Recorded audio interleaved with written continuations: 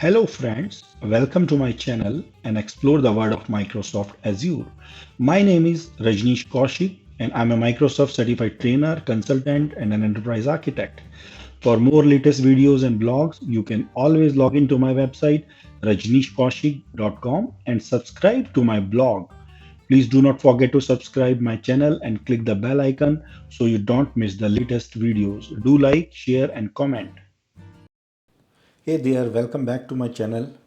Today we are going to dive deeper into the Microsoft Fabric, the exciting new platform launched by Microsoft, which is actually making waves in the world of AI and ML. And this platform was launched in the month of November last year, 2023. But when it comes to streamlining the data processes or deploying the cutting edge models, Microsoft Fabric is actually proving itself as a game changer platform. So let's get started and explore this wonderful platform with me today. Microsoft Fabric, pioneering the AI and machine learning frontier. Here is the agenda for today's session. First, we are going to learn why data science and machine learning for business success is very, very important. And then we will learn how to empower the data science with Microsoft Fabric. We will jump to a topic for navigating the data science journey, and then we will explore machine learning models. Then we will understand how easy it is with Fabric to streamline the model training and tracking, and how we can put Microsoft Fabric to work end-to-end use case. Then we will learn how can we use MLflow for data preparation and model training, and experiment tracking and model evaluation. So these are the things which we are going to learn, and then finally we'll jump to a demo where we are going to showcase this end to end, how ingesting the data, and then creating a model using the ML flow to for model training and tracking, and deploying the model and using it. So let's get started. Harnessing data science and machine learning for business success. In today's dynamic world, when organizations are actually tuning themselves to machine learning and data science, so that they can gain the market insight very quickly, make the informed decisions, and then drive the innovation, right? Which is very, very important, and so that they can be on the top of the industry. So like if you see FANG companies, right, they are on the top. So how they are on the top? Because they are able to um, you know implement the machine learning and data science effectively, and get insight out of it. That's why they're on the top of the enterprise level. They are the best. So now what you might be thinking, what is data science? And right, so data science is a fusion of mathematics, statistics, computer engineering, and it actually helps you to unlock the hidden patterns from the statistics, and with the help of AI models you can take a decisions. And what are the different machine learning models which is predominantly used across the industry, right? And there are others as well, but these are the 4 5 major models, like classification, regression, clustering, and forecasting, right? So these are the core building block of uncovering the patterns in the data. And with this models, you can create, you can make the predictions, you can derive the actionable insights from the data. So this is very, very important that companies understand the need of data science and machine learning to grow in the market and sustain their share in the market. So Microsoft Fabric actually offers a unified workspace which is really designed to streamline the end-to-end data science journey. So that is why this tool is very, very important, and it is creating waves, because you don't need multiple set of tools for data ingestion, for transforming the data, for training and tracking the model, and then finally deploying it. So it is a single tool which does everything. So, how does it empower data science? So, first of all, it ingests the data, right? And not just ingest, but explores the data. It creates a centralized lakehouse for easy access and management. And it can be used to explore the data from the different sources, whether it is Oracle, flat files, any databases, right? And then you can store this data into a single unified lake. which is called one lake. Then once the data is stored, then you can use tools like a very intuitive tool called data regular, which can help you to for the data science scientists to explore the data, clean the data, transform the data. And why this tool is important, because you don't have to write a lengthy Python program for doing this. Data wrangler is a UI tool which is very easy for data scientists to use, and it generates the similar kind of outcome which you will use for writing the Python code. So this is very, very important, right? Then finally, once you have the data transformation done, your data ingestion is done, now it comes the time for the training and tracking the models. For that, you can use a MLflow library, which really helps the data scientists to manage the machine learning experiments with the MLflow. And with that, you can reproduce the same experiment multiple time and in the multiple iterations, and understand which iteration is better, like why which iteration is producing the best results, right? And then finally, you can, once your models are good and they are fit for the use, then you can deploy these models for the actionable insights, which means that it can provide the seamless options for deployment, so that you are actually productionizing this model, you are operationalizing this AI model for the real world use cases, right? So once your model is ready to be productionized, that can be consumed by your applications day in and day out. So this is how the fabric is empowering the data science. So whenever you embark a journey towards data science, what are the steps you need to take? First, you need to define the problem. For that, defining the problem, you need to collaborate with your stakeholders, clearly articulate the problem, what you want to achieve out of it, define the different success criteria for achieving the resolution. Then you get a data, and the data should be really from the relevant data sources, and it should be stored in the centralized repository where the data can be ingested and it can be consumed from the same repository. And data should be very relevant to the problem, right? If you are collecting the irrelevant data, it will not give you the desired outcome. Then once your data is available, then there might be chances that your data is not clean, right? And you may have to transform this data, so that this transformation, after transformation, data is ready to be used for the machine learning experiments. So for that, you need to pre-process this data to make it suitable for the analysis, otherwise the data is of no use. Then finally, you have the data readily available for the experiments, then you will train the model. For training the model, you will find which algorithm will be useful for your scenario. Then based on that algorithm, you will train the machine learning model. And then once the model is applied, then you will optimize the performance of the model, because initially when you start that model, it might be taking 10 minutes. After you optimize it, after optimization, it may take couple of seconds. And then once that model is optimized, then you can productionize this model, and then start using generating the insights from that model. That means, for you can use this model, call this model multiple times, right? Maybe millions of times, to generate the insights. And this is how the actionable insights are generated from the trained model to drive your real decision making process. So this is how the whole data science journey starts, from defining the problem and ends to the generating the insights. So let's explore the machine learning models. There are so many machine learning models, but predominantly these four models are widely used, and we will understand what are these models. So first model is classification. What is classification? Classification is used to classify the data into different categories, right?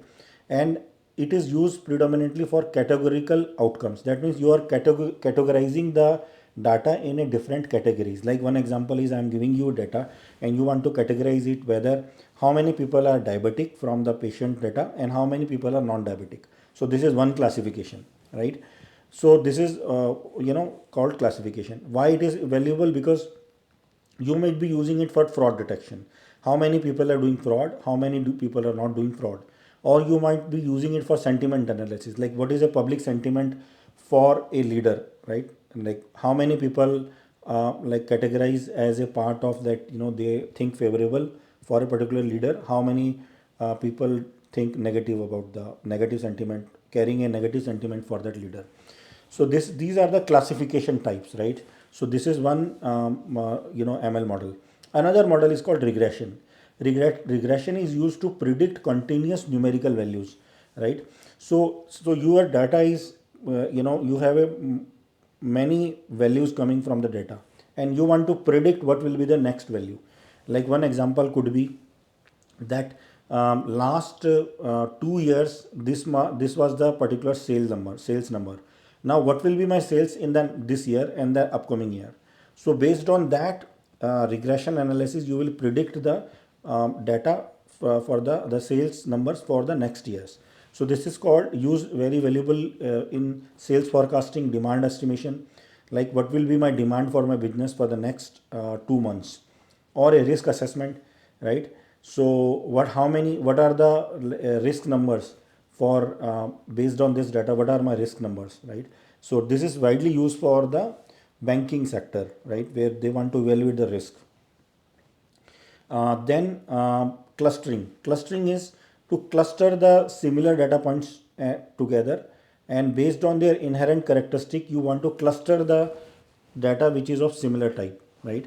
And this is used for customer segmentation. Like suppose I have a list of customers. I want to cluster the customer, who have a potential to purchase a higher purchases, right? Like the high value purchases. And some customers are, I want to segment them in a customer which belongs to the lower income class, and then their purchasing capacity is also lower. So I want to segment them into two different parts. So for that we will use clustering. This is also used for anomaly detection, that how out of this data set, how what are the anomalies exist in my data, and I want to cluster that anomalies in a certain set of clusters, right?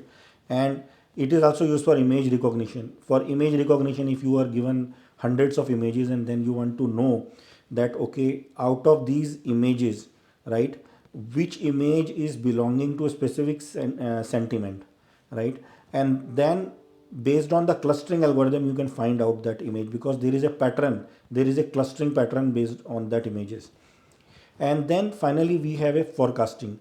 For forecasting we have we want to forecast the future values, like predict the future values based on the historical time series data. You have a time series data, now you want to predict the future outcome of the from the time series data. This is very useful for demand forecasting, like what will be business demand in the next upcoming months, or what will be my inventory in the next upcoming month, and based on that I can pre-order that the values, like the inventory. So all these things we can.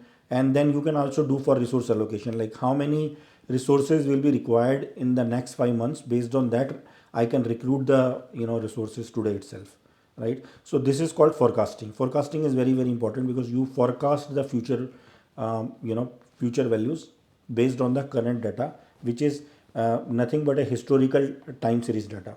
And historical time series data gives you in the last 2 years this is the values, then the upcoming next years this will be the value. So this is how forecasting is very. Streamlining model training and tracking. So very important concept, and we are going to use it in our demo. So MLflow is a very important library which is really useful for tracking and managing the machine learning experiments.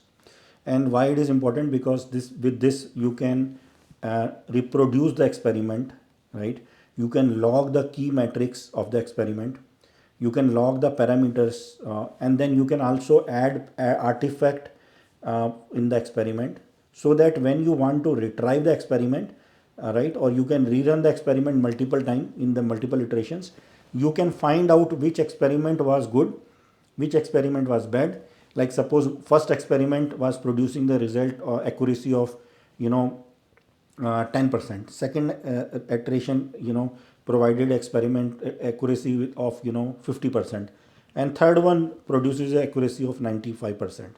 So you want to know you want to run the 95% experiment, right, which has a accuracy of 95%. So that is how this library helps you. Like this example given in this slide, MLflow start run autolog. Autolog means it is automatically logging the metrics. And then in the next snippet, import MLflow, experiment name is given, and then your MLflow is set with the set experiment name is this. So it will start with this name, experiment name, right? So you can name this experiment and then you can retrieve the experiment. Similarly, you can add multiple parameters for this and then you can retrieve it.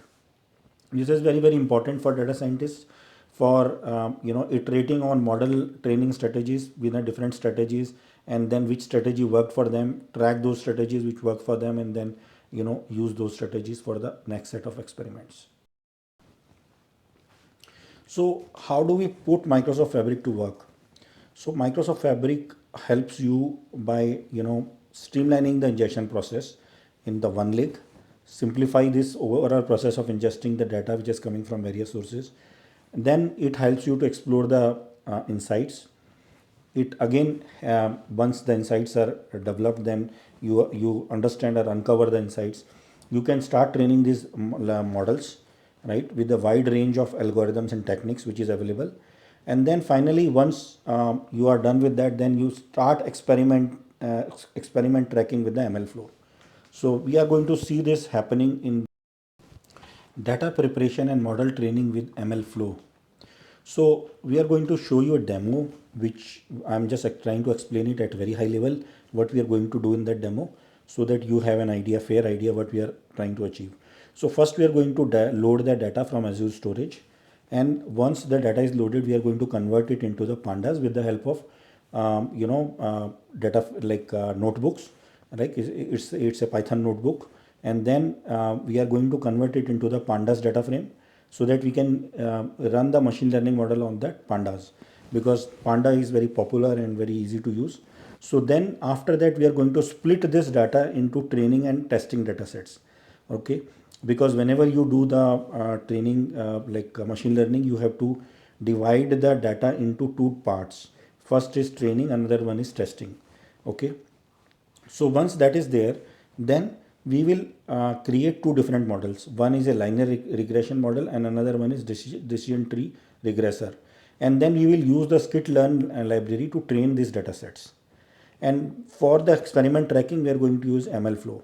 And for MLflow, we are going to log the parameters, metrics, and artifacts during the model training process. And this is how we are going to use now for the data frames. All these training artifacts and all these metrics will be logged. So now let's understand why MLflow is very important. And by the way, let me tell you, MLflow is not developed by Microsoft. It is a open source library, very powerful library. And with experiment tracking and model evaluation, it provides a MLflow dashboard, which actually helps you to centralize, because this creates a centralized interface, so that you can use that interface to track and compare different machine learning experiments which you are conducting in your data fabric, right? And it also helps you to experiment with the different results, because whenever you generate this run these experiments, it evaluates metrics based on the R square score, which is logged for each model. And this R square score is very important to compare the experiments. And with that, you can say that, okay, this particular experiment was more efficient than that experiment, right? And this way you can train this model with the different algorithms, and then you can compare side by side comparison to understand with which particular algorithm is giving you best results. And this way we can iteratively improve your model, and then this way helps the data scientists to analyze the experiments results and make a very informed decisions, and optimize their models. So this is very important concept. MLflow is very important whether you are using Fabric or Databricks or any other platform. MLflow is very central part of it. Now let's jump to a demo to understand all these concepts. So here we are actually ingesting the data from Azure Data Storage blob. Here is a sample data, and then the relative path of the blob is diabetes, and this is the Spark config to access the blob. And This is a standard way to get the data from the blob, and here the SAS token is also given, right? And all these details are given. It's pretty straightforward. So let's run this. So now it is running that. You can see that it started running this successfully, almost there. Session is started in 5 seconds, and then once the session starts, Apache Spark session is in progress and it is succeeded. So remote blob path is this, and it is able to. Now let's see if we are able to read this data or not. So we can say that, yeah, display df, we are able to read this data. And in this data, if you see, these are the columns: age, sex, BMI, BP, S1, S2, right? These are the data set parameters, like the columns. And if you go further in the right side, you will find these values like S1, S4, SS, S6, and then Y. So these are the values which is coming from the default data set. Now we will convert it into pandas, because whenever we want to run any experiment, it is easy to use pandas data frame.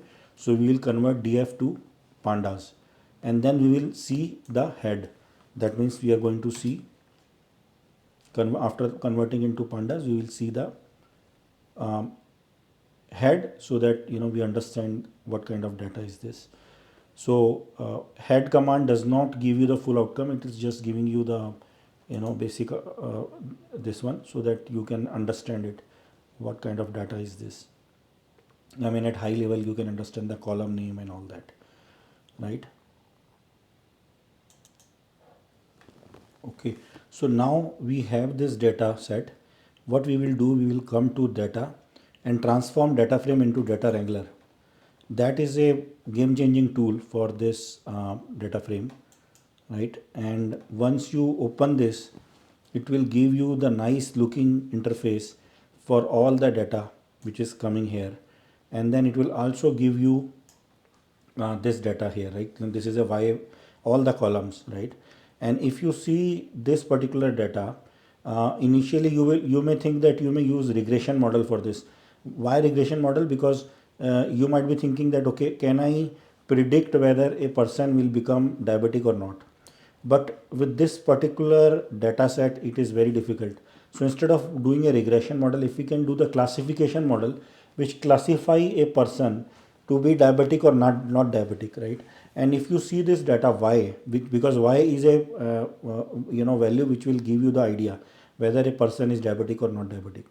So if you see this y value, and if you see a particular value coming here, right, from the graph itself, you will find that the value which is coming from 220 to 240, right, which is its lowest one, right?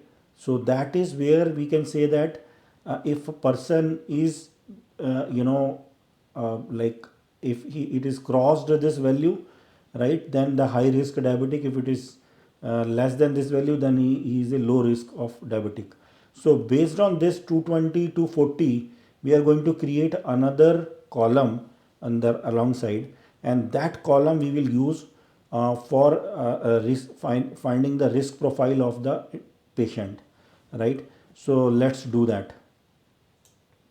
So if you see this particular value, which is the lowest one, and when I click this lowest value, you can see that it is a 75 percentile is 211.5. That means this could be used for classifying the data set. So how do we now create a formula based on this value, and then create a column out of it?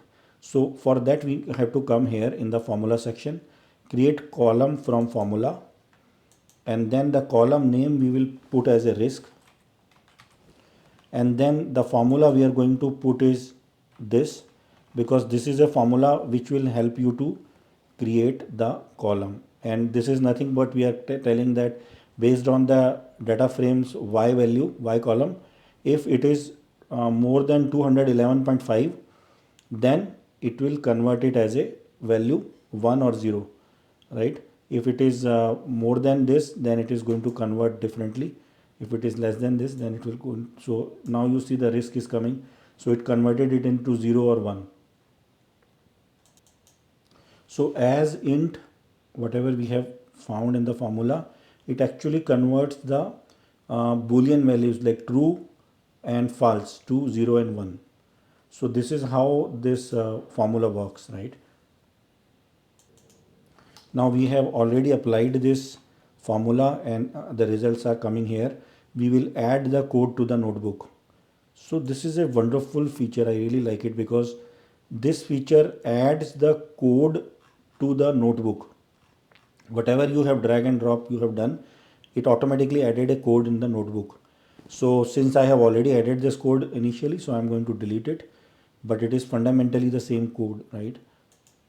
So so if we can run this data wrangler generated code, right?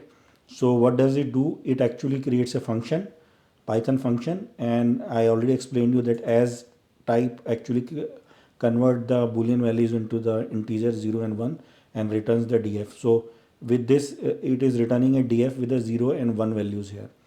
So this is actually it is returning it. Let me run this again. Now if you describe this whole cleaned data, because we are now df clean is there, we are now going to clean describe it. So this is what it shows, right? It describes the whole data set. You can see that the data more than 211.5, the risk is high, becoming diabetic, and if it is less than 211.5, the risk is 0, and if it is more than, then definitely this guy is going to be diabetic. So this is how your data is classified. Now this part, we are using the scikit-learn model selection library, and we are importing the train test split. So this is a the split function, and x and it splits it into x and y. X is a independent variable and y is a variable which we are going to predict. So it actually take the df clean data set which we have done, like we have taken earlier, cleaned data set, and it takes these columns, right, as an independent variable, and this is the y value is given here for the df clean y value is this value. So we are predicting this value, and we are for that we are actually running this second line. So in the second line, x train and x test, y train and y test, and in that x train and x test we are actually splitting this train test split function. You can just look into it, and it gives you the overall idea what does it do, right? This is a wonderful thing, right? And what does it do? So this very important. It actually split the same data set into two parts. It creates a test size sample of 30% of the sample will be used for testing, 70% will be used for the prediction. And then it also have a random state equal to 0, which means it creates a seed value, and every time when it creates a experiment, it creates a seed. That seed will be randomly taken so that your experiment is does not have any impact. This will give you the consistent result across the different experiments. Once this function is running, it will assign this result into x train, x test, y train and y test.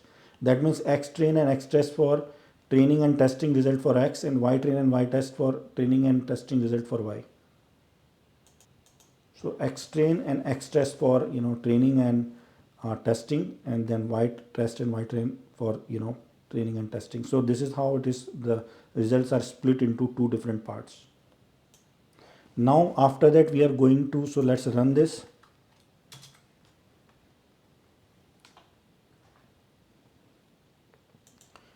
Then after that we are going to use the MLflow library which I explained you, and in this we are going to put the experiment name as diabetes regression, and then we are going to put the name of the experiment here, diabetes regression experiment name here. So let's run this.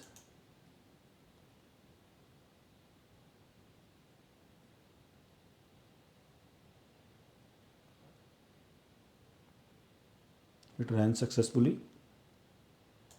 Now we will run this next line, scikit-learn for linear regression. This is a scikit-learn library. We are importing the linear regression method. We are using the MLflow autolog. Autolog will actually log all the parameter artifacts and outcomes with the autolog. You don't have to specify, everything is logged. And then we are using a model here, model linear regression model. And for model linear regression, we are going to use X train and Y train, right? So with this, it ran the linear regression. So it is going to do the curve fitting for X and Y, so that it understands, how your straight line fitting is done, right? So it's a linear regression, right? This is how the whole regression funda works, right? Now we will use this is a linear regression. This is linear regression is done.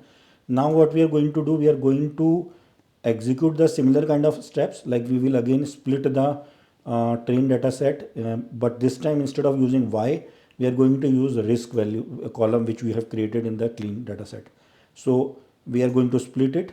Again, split is happening in the test size sample is 30%, and then train size is 70%, and we are running this again. Then after that, we will again run the experiment, and the experiment name we are putting a diabetes classification. Before that, it was written diabetic, regression. Now in this experiment, we are putting diabetes classification.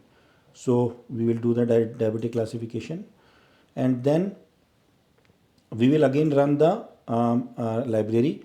This time we are going to use logistic regression, and logistic regression library is very easy to use here. Logistic regression is used for classification, binary classification, and very very useful for the classification. So these are the solver equal to liblinear and C1 by 0.1. These are the parameters which is used, and these parameters are used. These parameters controls the regularization of the strength, and it actually optimizes the. This is an optimization algorithm used by the regression model. So fit method is here, and fit method is also very very important. This trains the model on the regression model on the data which is there, and the data is here, train, X train and Y train. So this is actually doing the fitting part, right? And this is how, when you do the fitting, it actually adjusts the model parameter to minimize the differences with the observed and predicted value. So this is how the whole funda works. So even if you don't understand it, forget it. I mean, just make sure that these are the libraries which you need to use for running the model. And then once the model is ran, it is logged here, and if you see the run list, it will give you the run list, and you can also see the run comparisons, right? All the runs are logged here. Now we will jump to the next part where we are going to explore how this whole thing is looking in the dashboard. Now we already done the experiment. Now we want to see these experiments, right? So you see this diabetes classification and diabetes regression experiments are visible here, right? Now when you click each of these, you will be able to go into this experiment and find out the values. So let me go to the regression one, and it is loading the experiment. It is telling you all those details, run matrix, run parameters. Because I ran it multiple times, couple of times it failed as well. So it is telling you all the parameters. And similarly, if you go back to the classification one will also give you all those parameters. It ran 2 times, the accuracy score, all that parameter values, all that things it is telling you. So it will give you the details about it, right? So now after looking into it, you found that okay, the accuracy score is this much for classification, and if you go back to the accuracy score of regression, it is this much, right? So you know that these, so as a data scientist you know that which one is perfectly working fine. So what you can do, you can select which one is perfectly working fine for you. Like for example, I can say that for me I'm like happy with this classification one. So I will save this model, save as ML model, and I am going to create a you know a particular folder, model folder, and in that model folder I'm going to create that my chosen, or maybe I would say that diabetes final model, and save it. So once I save it, it will be saved there, and then you will be able to see it here successfully, right? So this way you can save the model. Now you can also save the notebook which is there, which we have been using, and that notebook also you can save normally, the normal way you go to the workspace and save the notebook. So here is this notebook. I have already saved it, but I just want to show you how to save it. So as usual, all the Microsoft technology save as button, and then you can save as whatever way you want to save it. So with this you saw that how we ingested the data, how we ran two different set of experiments, one for regression, one for classification, how we use scikit-learn library, how we created a MLflow. With the help of MLflow we logged the parameters, and then after that we saved the experiment results, and then based on the model which we like, we chosen that model and saved that model for the productionizing that model. Thanks for watching and do not forget to subscribe and